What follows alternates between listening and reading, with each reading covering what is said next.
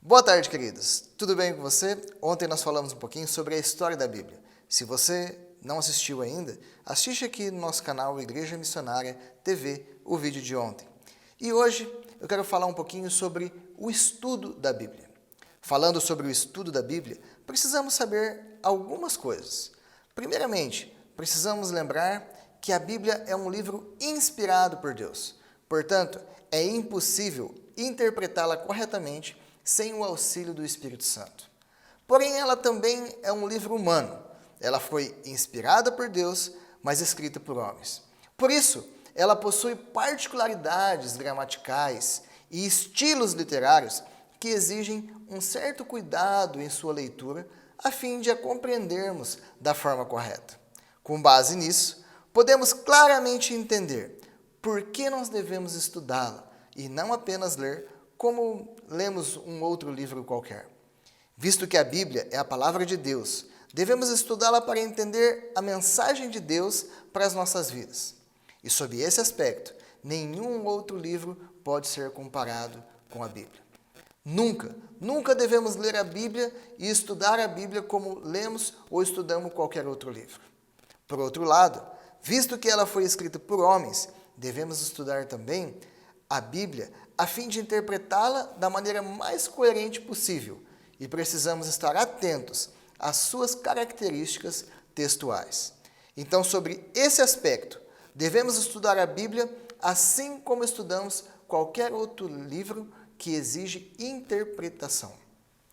Agora, por ser um livro divino e ao mesmo tempo humano, quando nós estudamos a Bíblia, nós nos deparamos com algumas dificuldades. O estudo teológico geralmente chama essas dificuldades de distanciamentos. Esses distanciamentos podem ser divididos em duas categorias, pois eles ocorrem tanto no aspecto humano quanto divino. Mas o que seria o distanciamento humano e o distanciamento divino? Confuso, não é mesmo? Deixa eu explicar melhor isso. No distanciamento humano, podemos citar o primeiro distanciamento, que é aquele ocasionado pelo tempo. Ou seja, o primeiro livro da Bíblia foi escrito há pelo menos 3.500 anos. Já o último foi escrito há cerca de 2.000 anos. Claramente, isso representa um distanciamento temporal. Se por um lado as verdades bíblicas devem ser interpretadas como atemporais, isto é, não ficam desatualizadas nunca, jamais. Por outro lado, quando estudamos a Bíblia, não podemos negar que estamos diante de um documento muito antigo.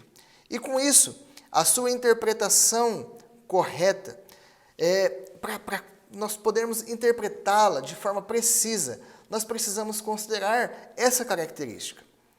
E, em seguida, nós temos também o distanciamento contextual e cultural. Isso significa que o contexto histórico e a cultura em que a Bíblia foi escrita não existe mais.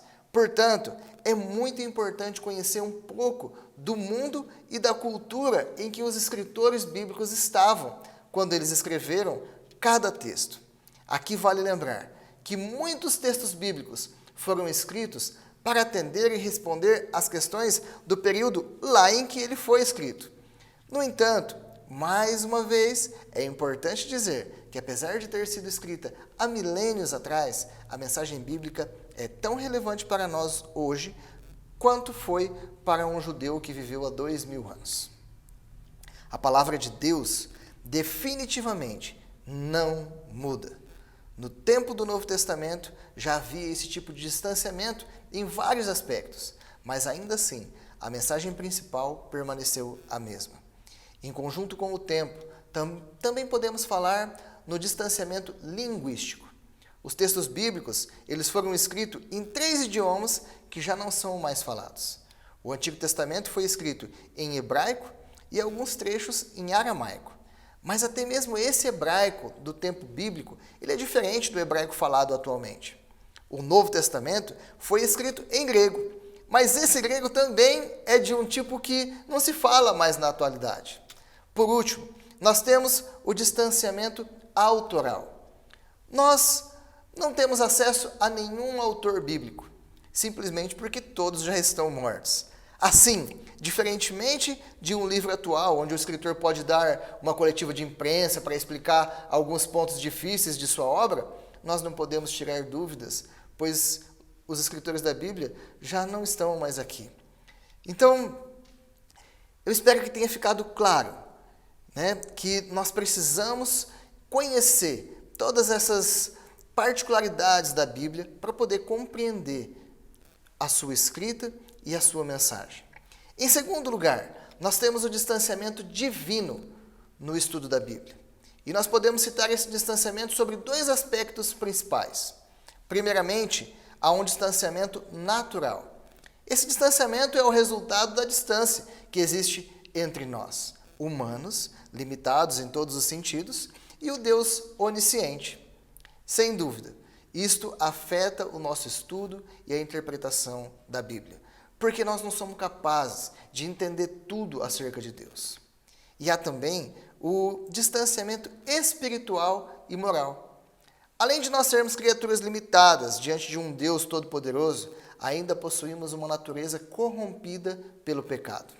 Isso significa que muitas vezes a corrupção do homem o leva a distorcer as Escrituras na tentativa de buscar aprovação aos seus sentimentos e comportamentos egoístas e pecaminosos. É por isso que muitas pessoas, ao longo da história, utilizaram a Bíblia para justificar os seus erros.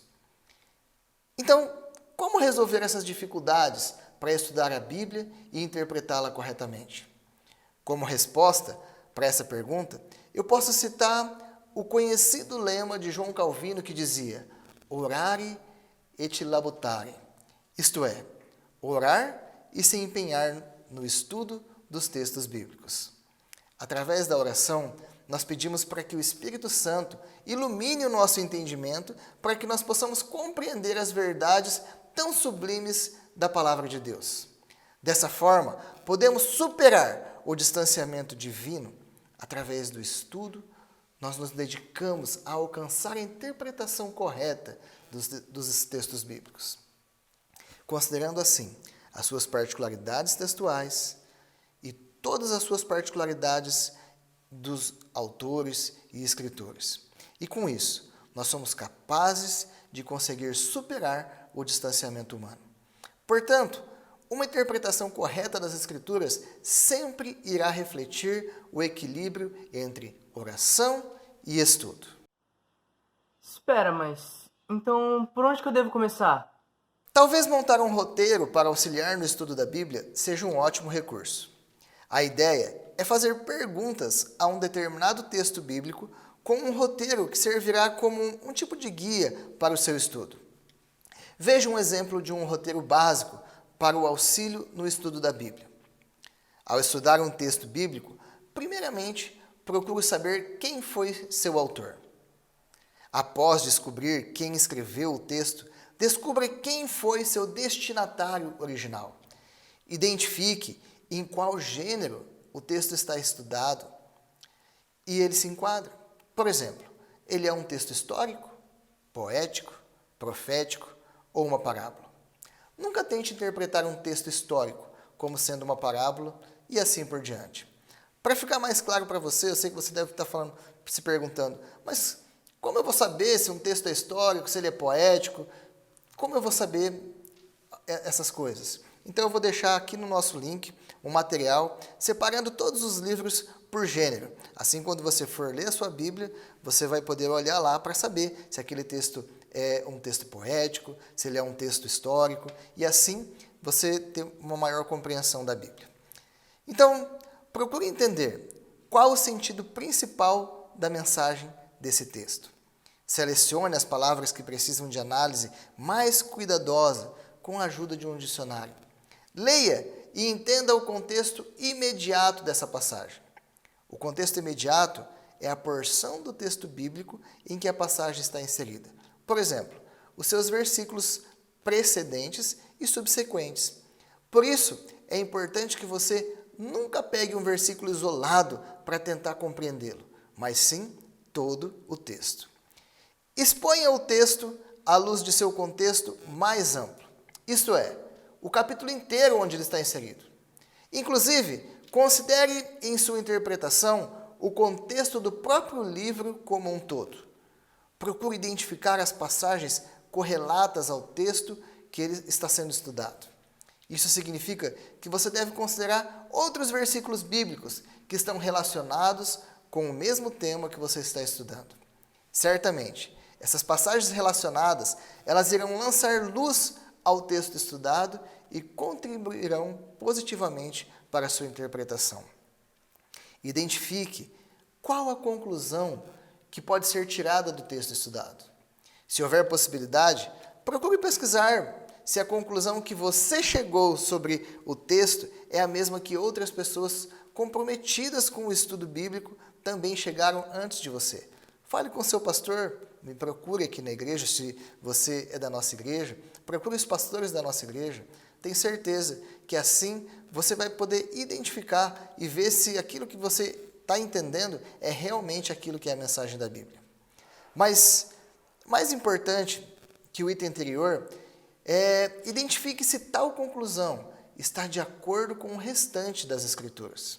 Se houver algum tipo de contradição, certamente a sua interpretação está errada e precisará ser refeita. Após fazer essa análise completa do texto estudado, procure responder qual a lição que você pode aplicar à sua vida, transmitida com a interpretação desse texto. Para estudar a Bíblia de maneira correta, você precisa saber de mais algumas coisas. Ué, e o que mais eu preciso saber? Não é só ler e pronto? Sim, a Bíblia é a palavra de Deus. Mas se você quer estudá-la, precisa saber o que ela realmente é. Alguns críticos alegam que a Bíblia apenas contém a palavra de Deus. Isto está errado. A verdade é que a Bíblia é a palavra de Deus. Ela não só contém a palavra de Deus, mas ela é a palavra de Deus. Isso significa que ela é plenamente inspirada e não possui erros nem contradições.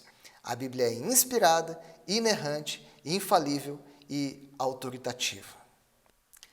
Ao estudar a Bíblia, saiba que sua revelação é progressiva. A revelação de Deus registrada na Bíblia não foi dada de uma só vez. Deus se revelou progressivamente. Isto implica, na verdade, de que, apesar de existir uma unidade básica nas Escrituras, também existe um desenvolvimento.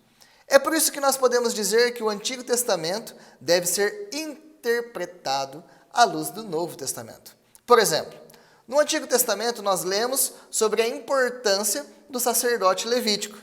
Mas no Novo Testamento nós descobrimos que esse sacerdote era temporário e servia para apontar para o sacerdócio perfeito e definitivo de Cristo, nosso sumo sacerdote. Ao estudar a Bíblia, saiba que ela conta a história da redenção.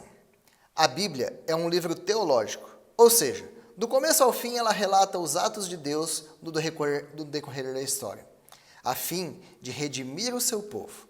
Logo, não devemos procurar na Bíblia fábulas, contos ou mesmo um livro que tenha objetivos históricos, arqueológicos e científicos. Certamente, a Bíblia é uma fonte de registro de eventos históricos, mas sua grande mensagem é a história da redenção. Aqui também vale notar que a Bíblia utiliza a linguagem do observador e não uma linguagem científica. Vou dar um exemplo disso. Alguns alegam que é um erro a narrativa do livro de Josué, que diz que o sol parou, pois, na verdade, a terra é quem gira em torno do sol. A questão é que esse texto bíblico ele não se propõe a explicar a dinâmica da nossa galáxia.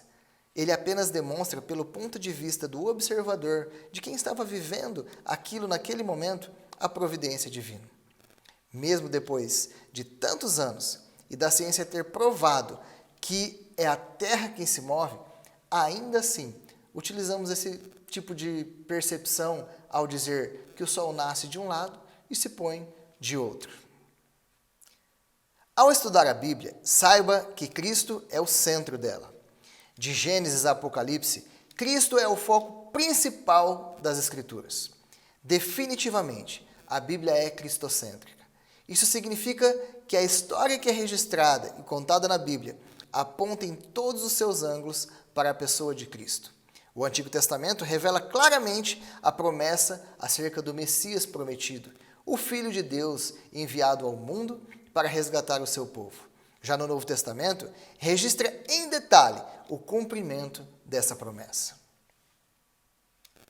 Ao estudar a Bíblia, saiba que ela está completa. O cânon bíblico está fechado, ou seja, nada mais pode ser adicionado a ele. Apenas esse cânon, que significa a coleção de livros que compõem as Sagradas Escrituras, foi reconhecido pela Igreja como inspirado. Ele não necessita de qualquer complemento. Como fonte de consulta histórica, nós até podemos utilizar algum texto extra-bíblico para nos ajudar a estudar a Bíblia. Porém, nunca esse tipo de texto pode ser equiparado ao texto bíblico e tido como inspirado. Ao estudar a Bíblia, devemos pedir que nosso entendimento seja iluminado. Aqui é importante saber que existe uma grande diferença entre três conceitos que são muito utilizados de forma equivocada: revelação, inspiração e iluminação. Esses três conceitos se referem à ação do Espírito Santo na comunicação da Palavra de Deus. Os dois primeiros estão estritamente relacionados aos autores que foram escolhidos por Deus para escreverem as Escrituras. Já o terceiro está relacionado a nós. Primeiramente, o Espírito Santo revelou a verdade de Deus a esses homens e os inspirou a escrever essa revelação de Deus. Por ser inspirado, o registro feito por essas pessoas é infalível.